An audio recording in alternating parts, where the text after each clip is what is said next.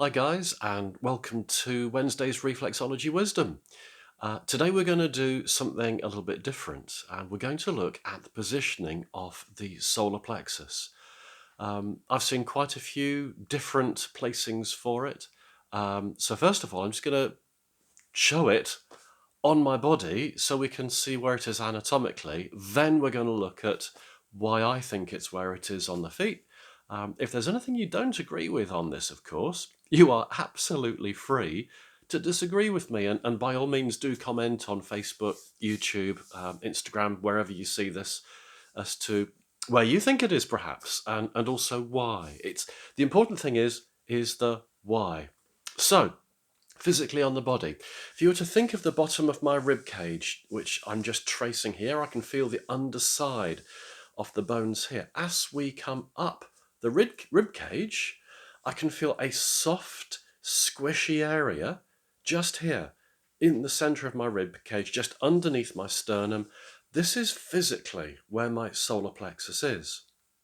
Now, if we were to look at the feet, and I'm just going to, first of all, use a little skeleton foot just here. If we were to look at the feet, we can see that we can come up under the diaphragm, and can you see how the metatarsal heads actually rise and then actually get to the top part just between the first and second metatarsal head just here. So what we're going to do now is we're going to transfer this onto a foot chart and onto the feet and have a look and see where we can find this soft, squishy bit that rises underneath the metatarsals. And of course, zone 1 has to be where the sternum is. So let's go and have a look at the feet. So here we have our chart, and we can see our diaphragm line just here, and this spot just here, lying between zone 1 and 2, I would be suggesting is the solar plexus spot. But I've seen many people who will place the solar plexus further over to the center of the foot. And so now that we've shown it on the map, let's just show it on the feet. And the reason that I'm thinking that we see people placing the solar plexus on the center of the foot just here is perhaps because they are looking at the solar plexus in the center of the body. But of course, if we place the solar plexus on the center of the foot, that places it in zone 3. And we clearly know that the solar plexus is right slap bang in the center of the body.